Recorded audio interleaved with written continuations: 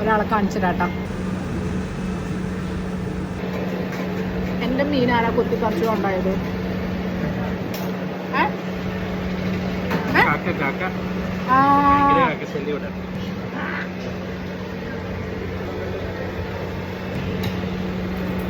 എന്റെ മീൻ ഒരാള്.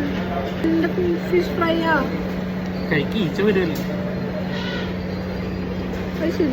ഞാൻ പറഞ്ഞില്ലായിരുന്നു ജയറാം എറണാകുളത്തേക്ക് ഇൻ്റർവ്യൂവിന് വേണ്ടി വന്നിട്ടുണ്ടായിരുന്നു എന്ന്. അപ്പം ഞങ്ങൾ അതിന് ശേഷം ഒരു ചെറിയതായിട്ടൊരു ഡേ ഔട്ടൊക്കെ നടത്തി. നമ്മൾ കലൂർ റൗണ്ടിൽ പോയിട്ട് കുറച്ച് കറങ്ങി, അവിടെ പോയിരുന്ന് ഭക്ഷണമൊക്കെ കഴിച്ച്. പിന്നെ ജയറാം ഇങ്ങനെ പറഞ്ഞു എടപ്പള്ളി പള്ളിയിൽ പോകണം എന്നൊരാഗ്രഹമുണ്ട്. എൻ്റെ അമ്മ ഭക്ഷണം കഴിച്ചിങ്ങോട്ട് കയറിയില്ല, അപ്പോഴേക്കും ഒരാൾ ചായ കുടിക്കണമെന്ന്. അങ്ങനെ ജയറാമിൻ്റെ എടപ്പള്ളി പള്ളി ആഗ്രഹം സാധിക്കാനായിട്ട് ഞങ്ങളിതേ വണ്ടി എടുത്ത് പോവാണ്. അതിൻ്റെ ഇടയ്ക്ക് ഭക്ഷണമൊക്കെ കഴിച്ച് വയറ് ഫുള്ളായി പാട്ടൊക്കെ പാടി ഇങ്ങനെ ഇരിക്കുകയാണ് ആശ.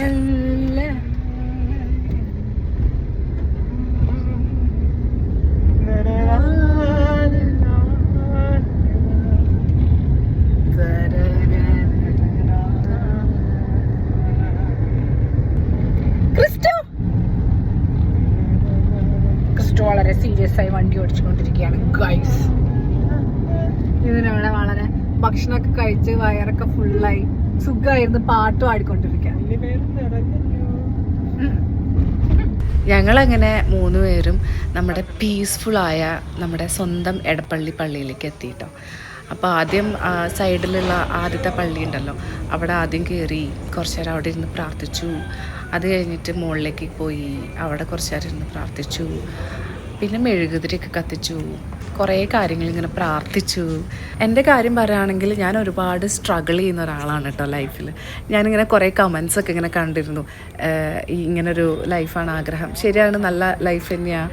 പക്ഷെ എന്നാലും നമുക്ക് നമ്മുടേതായ ഒരുപാട് പ്രശ്നങ്ങൾ ഉണ്ടാവുമല്ലോ ഓരോരുത്തർക്കും. അപ്പോൾ അതുപോലെ തന്നെ എനിക്കും എൻ്റേതായ ഒരുപാട് പ്രശ്നങ്ങളിലൂടെ കടന്നു പോകുന്ന ഒരാളാണ് കേട്ടോ ഞാൻ. അപ്പോൾ എന്താ പറയുന്നത്, അപ്പോൾ അതിനെക്കുറിച്ചൊക്കെ ഇങ്ങനെ ഇപ്പോൾ ഇതുപോലുള്ള ദേവാലയങ്ങളിലും അമ്പലങ്ങളിലൊക്കെ പോകുമ്പോൾ മനസ്സിൽ ഒരു കനം വരും. കാരണം നമുക്ക് വിഷമങ്ങളുള്ള ആൾക്കാരുടെ ഒരു മനസ്സറിയാമല്ലോ, ആ ഒരു കനത്തോട് കൂടിയിട്ടായിരിക്കും ഇരിക്കുക. അപ്പോൾ അതൊക്കെ നന്നായിട്ട് ഇങ്ങനെ പ്രത്യേകിച്ച് ഇവിടെ പോയിട്ട് ഇങ്ങനെ ഇരിക്കുമ്പോൾ ഭയങ്കര ഒരു ആശ്വാസവും സമാധാനമൊക്കെയാണ്, ആ ഒരു സൈലൻസും കാര്യങ്ങളൊക്കെ വരുമ്പോൾ. അപ്പോൾ അതൊക്കെ നന്നായി പ്രാർത്ഥിക്കുകയായിരുന്നു, ദൈവമേ എന്നെ രക്ഷപ്പെടുത്തണേ.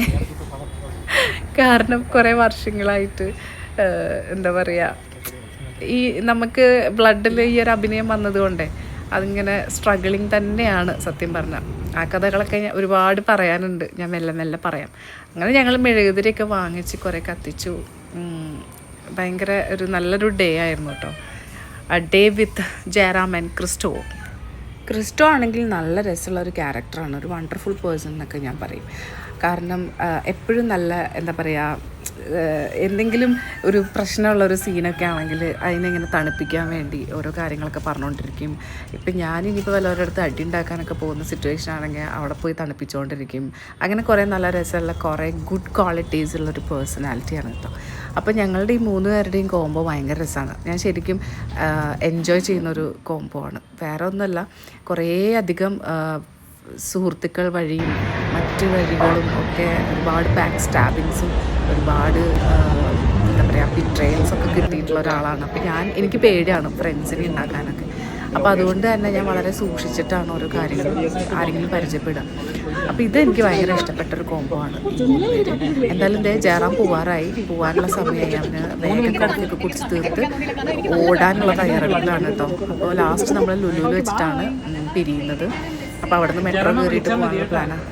അവൻ്റെ സിസ്റ്ററും ഹസ്ബൻഡും ഒക്കെയാണ്. അപ്പം നമ്മൾ ബായ് പറയാണ്. അപ്പം നല്ലൊരു ഡേ ആയിരുന്നു. അവൻ ബായ് പറഞ്ഞ് പോയ ശേഷം ഞങ്ങൾ ഇവരുടെ അടുത്ത് കുറേ നേരം കത്തി വെച്ചിട്ടാണ് നമ്മൾ പോയത്. നല്ലൊരു കമ്പനി ആയിരുന്നു കേട്ടോ ഇവർ 2 പേരും, പറയാതെ വയ്യ. അപ്പോൾ ടാറ്റാ ബൈ.